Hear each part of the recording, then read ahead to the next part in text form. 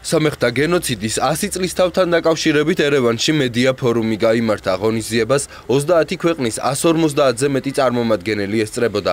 მათ სიტყვით სომხეთის პრეზიდენტმა მიმართა და გენოციდის აღიარების როლში მედიის მხარდაჭერის მნიშვნელობაზე ისაუბრა. სერჟ სარქიზიანმა თავის გამოსვლაში თურქეთს გენოციდის აღიარებისკენ კიდევ ერთხელ მოუწოდა და ორ სახელმწიფოს შორის არსებულ დაძაბულ ურთიერთობაზე ისაუბრა. ჩვენ გვინდა შეგვეძლოს გენოციდის 100 წლისთავის თურქ ხალხთან ერთად აღნიშნა, რაც საფუძველს დაუდებდა ურთიერთობის ნორმალიზაციას. ეს არის 2009 წელს თურქეთსა და სომხეთს შორის გაფორმებული პროტოკოლის მიზანი და მე მოვიწვია პრეზიდენტი ერდოღანი, რათა ერთად მიგვეგო პატივი გენოციდის მსხვერპლებისთვის 24 აპრილს. სამწუხაროდ კიდევ ერთხელ მივიღეთ უარყოფითი პასუხი. წელს თურქეთის მთავრობამ გადაწყვიტა იგივე დღეს 24 აპრილს გალიპოლის ბრძოლის 100 წლისთავი აღნიშნოს. ამის ერთადერთი მოტივი საერთაშორისო საზოგადოების ყურადღების გენოციდის წლისთავიდან გადატანა იყო. პრეზიდენტის ადმინისტრაციის ხელმძღვანელი და მინისტრთა კაბინეტის წევრები სიტყვით გამოსვლაში ამბობდნენ, რომ გენოციდი დასრულებულად ვერ ჩაითვლება, სანამ მას თურქეთი არ აღიარებს. ისინი პოზიტიურად აფასებდნენ ტენდენციას, რომლითაც თურქეთში გენოციდზე ხმამაღლა საუბარი საფრთხის შემცველი აღარ არის. მედია ფორუმს რამდენიმე თურქი ჟურნალისტის ესწრებოდა. ისინი ორ ქვეყანას შორის რთული ურთიერთობის გამო არსებულ დაბრკოლებებზე საუბრობდნენ. ჩვენთან რამდენიმე განსხვავებული დამოკიდებულებაა ნაწილი უარყოფს გენოციდს, მაგრამ არის ის მიმართულებაც, რომელიც მუშაობს მის აღიარებაზე. გასული წლის განმავლობაში ჩვენთან მნიშვნელოვანი რამ მოხდა. ერდოღანმა არ ახსენა გენოციდი, მაგრამ მწუხარება გამოთქვა პირველ მსოფლიო ომში დაღუპულთა გამო. ამიტომ ჩვენთვის მნიშვნელოვანია გავიგო, რას მოელის სომხეთი თურქეთისაგან. გენოციდის აღიარების მიმართულებით აქტიურად მუშაობს სრულიად სომეხთა სამოციქულო ეკლესიაც. პატრიარქ კათალიკოსის გარეგინ მეორის თქმით 100 წლისთავის აღსანიშნავად ეკლესია გენოციდის მსხვერპლებს წმინდანებად შერაცხავს და რადგან მათი რაოდენობა დაუზუსტებელია, ეს იქნება კრებითი. გარეგინ მეორემ თურქეთის მხრიდან ზარალის ანაზღაურებაზეც ისაუბრა და აღნიშნა, რომ მხოლოდ გენოციდის აღიარება საკმარისი არ იქნება.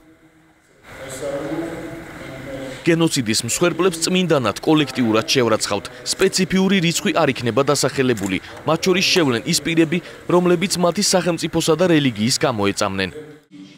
მედია ფორუმის მიზანი ჟურნალისტებისთვის გენოციდის შესახებ ინფორმაციის მიწოდება იყო.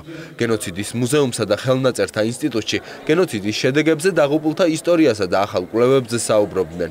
ისტორიკოსები გამოსვლისას განსაკუთრებით უსვამდნენ ხაზს იმ ფაქტს, რომ სომხეთსა და თურქეთს შორის ევროპაში ბოლო ჩაკეტილი საზღვარია. ჩვენ არ გვინდა თურქეთისგან გენოციდის აღიარება ძალდატანების ხარჯზე, იმიტომ რომ ნებისმიერი ასეთი გადაწყვეტილება შეიძლება ერთ წამში შეიცვალოს.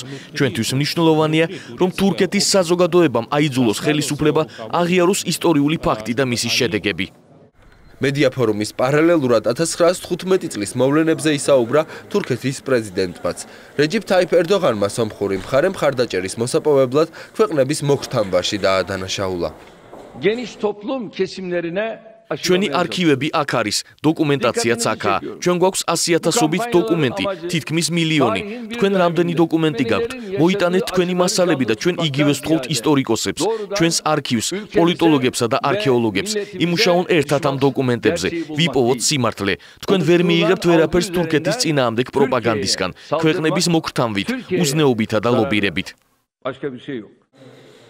1915-1923 წლებში ოსმალეთის იმპერიის მიერ სომეხთა განადგურება და იძულებითი მიგრაცია გენოციდად 22 ქვეყანამ აღიარა. მათ შორისაა საფრანგეთი, ამერიკის 53 შტატი, რუსეთი, კანადა, გერმანია, საბერძნეთი და იტალია. თურქული მხარე აღიარებს, რომ 1915 წელს მართლაც დაიხოცა დიდი რაოდენობით ეთნიკური სომეხი, თუმცა კატეგორიულად უარყოფს, რომ ოსმალეთის იმპერიას მიზნად ჰქონდა კონკრეტულად სომხების სრულიან ნაწილობრივი განადგურება. თურქეთის ოფიციალური ვერსიით ქვეყანაში 1915 წელს სამოქალაქო ომი მიმდინარეობდა. სომხები კი ამ ომში ისე იხოცებოდნენ, როგორც სხვა ეთნიკური ჯგუფების წარმომადგენლები. განსხვავება ამ მსხვერპლის რაოდენობაში სომხური მხარის ვერსიით მასობრივ ჟლეტას 1,5 მილიონი სომეხი შეეწირა, თურქულით კი 300-500,000.